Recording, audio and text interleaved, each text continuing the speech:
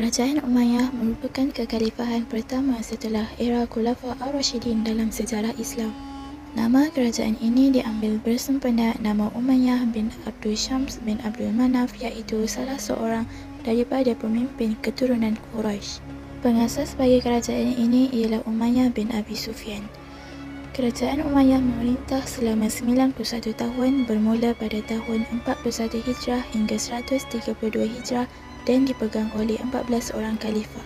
Muawiyah bin Abi Sufyan merupakan khalifah yang pertama memerintah dan diakhiri dengan Marwan bin Muhammad.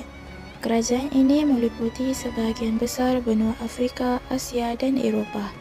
Pemerintahan kerajaan ini terdiri daripada dua tahap, iaitu tahap pertama berpusat di Damsyik dari tahun 41 Hijrah hingga 132 Hijrah dengan menggunakan gelaran khalifah, dan tahap kedua pula berpusat di Cordova dari tahun 138 Hijrah hingga 422 Hijrah dengan menggunakan gelaran Amir dan Khalifah.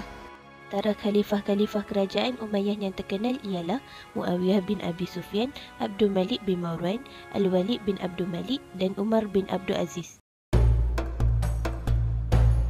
Khalifah Muawiyah bin Abi Sufyan merupakan khalifah yang pertama mengasaskan kerajaan Umayyah. Beliau dilahirkan 15 tahun sebelum Hijrah dan wafat pada 60 Hijrah ketika berusia 75 tahun. Beliau memeluk Islam bersama keluarganya semasa pembukaan kota Mekah. Beliau juga pernah dilantik menjadi jurutulis wahyu ketika zaman Nabi Muhammad SAW. Tempoh pengasasan beliau adalah selama 19 tahun 3 bulan daripada 41 Hijrah sehingga 60 Hijrah. Beliau banyak memberi sumbangan sepanjang pemerintahan beliau, antaranya menjadikan Damsyik sebagai pusat pemerintahan Islam yang terkenal, mewujudkan perkhidmatan berkuda iaitu Diwanul Barid, memperkenalkan cap mohor rasmi kerajaan Umayyah iaitu Diwanul Khatib, mewujudkan jabatan setiausaha iaitu Diwanul Rasail, jabatan cukai dan jabatan urusan awam, serta beliau juga memperkasakan armada laut. Tokoh seterusnya ialah Abdul Malik bin Marwan. Abdul Malik bin Marwan merupakan tokoh kelima yang mengasas kerajaan Umayyah. Beliau dilahirkan pada tahun 26 Hijrah bersamaan 684 Masihi di Madinah.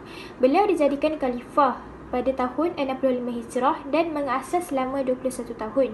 Kemudian pada tahun 86 Hijrah, ketika berumur 60 tahun, beliau meninggal dunia. Sumbangan Abdul Malik bin Marwan ialah menetapkan bahasa Arab sebagai rasmi dalam urusan pentadbiran negara, mencetak mata wang dinar Islam pertama bertulisan Arab dan berteks Al-Quran, menaik taraf perkhidmatan pos dan sistem pengangkutan awam, menubuhkan Diwanul Jun untuk mengurus pertahanan negara dan mengarahkan pembinaan Qubbatus Sirah di Baitul Muqaddis. Khalifah yang ketiga ialah Al-Walid bin Abdul Malik. Beliau merupakan khalifah ke-6 selepas bapanya iaitu Abdul Malik bin Marwan melantik beliau. Beliau lahir di Damsyik pada tahun 50 Hijrah bersamaan 472 Masihi. Beliau mengasas selama 9 tahun 7 bulan dari tahun 86 Hijrah hingga 96 Hijrah dan meninggal dunia ketika berumur 46 tahun.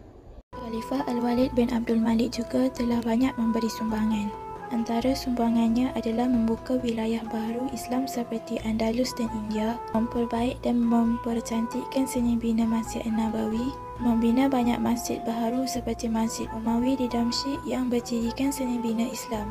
Beliau memberikan perhatian kepada rakyat yang berkeperluan khas seperti golongan warga emas dan orang buta dengan menubuhkan jabatan khas.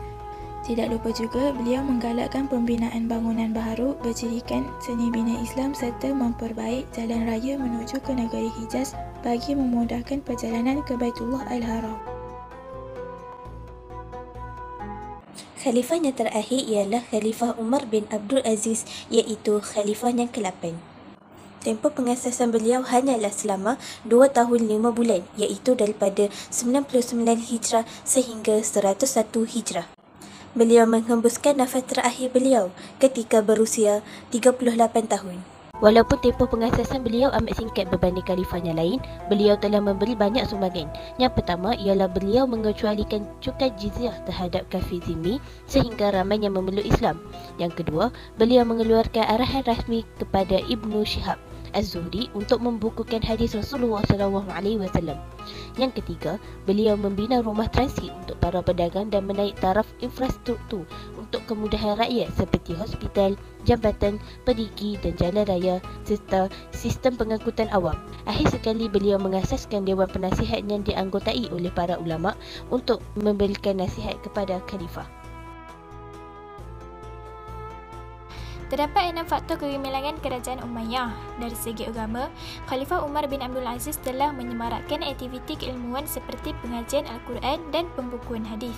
Khalifah Al-Walid bin Abdul Malik telah menaik taraf dan membina institusi masjid seperti Masjid Nabawi untuk merancangkan aktiviti keagamaan. Dari segi politik, pemilihan Damsyik yang sah strategik sebagai pusat pemerintahan oleh Khalifah Muawiyah bin Abi Sufyan telah berjaya mengukuhkan pentadbiran negara. Pelantikan gubernur yang berwibawa berjaya menghapuskan pemberontakan oleh puak Khawarij dan Syiah, berjaya meluaskan wilayah Islam di Rom, China, India, Afrika Utara dan Eropah.